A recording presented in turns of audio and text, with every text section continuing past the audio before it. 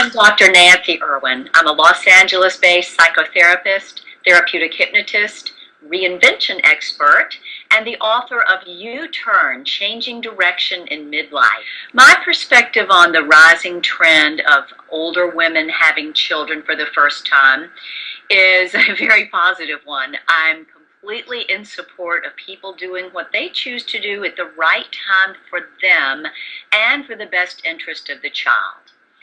Many people feel pressured to have children during the quote-unquote typical childbearing years, and emotionally, psychologically, financially, they are not prepared for that. So I'm a big fan of women choosing to have children when they feel ready in all of these aspects for the good of the child and their own mental health safety as well. I'm completely a cheerleader for this.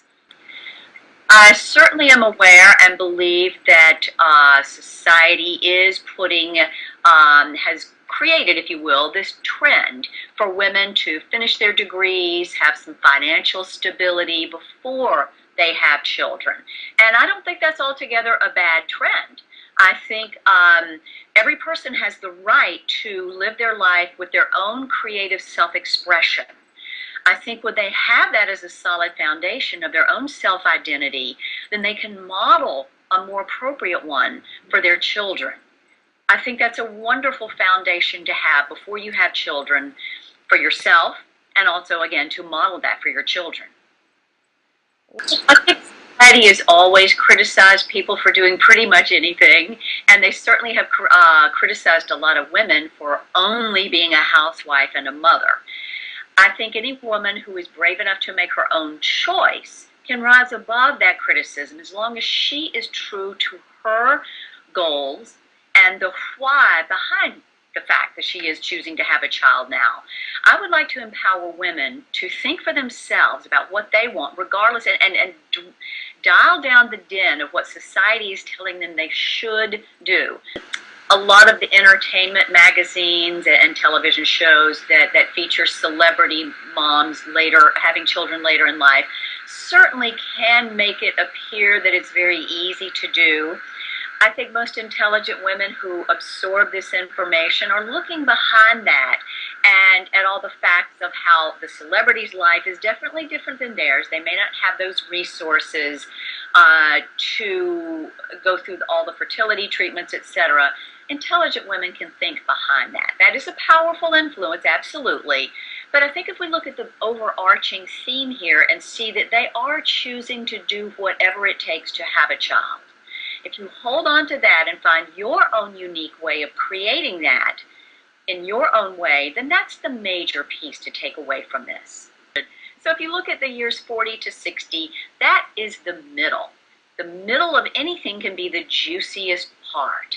There's a natural tendency in the middle of any process, whether it's the middle of the school year, the middle of climbing across the monkey bars, to turn around, look at how far you've seen, where you're going, to reassess, am I really committed to the direction I'm taking, or should I make another commitment at this time? Nothing wrong with doing that at all. That's what bright people want to do. I don't understand why it should be any different when it comes to parenting than it is with changing careers. We're all living much longer than our predecessors did. We have time to have multiple do-overs. The typical person changes careers at least 4 or 5 times now before they retire. Who says we can't begin a new chapter of being a parent in our middle years? Most of the people I've seen who've chosen to do this are more committed to being a good parent, to doing whatever it takes. They have the resources, and they are willing to do whatever it takes to be a much better parent than they admit they would have been in their 20s. A woman who does wait till her 40s generally has a much stronger sense of self. She's read all the books, she's talked to other people who've already gone through childbirth and child rearing, and she knows what to expect for the most part. Some of the obstacles certainly may be the bias of other people, the comments being made, the, oh my God, I couldn't do that at this age. Are you sure you want to do this? You're going to be 80 when the kid gets married and all of that. I encourage women to just rise above that.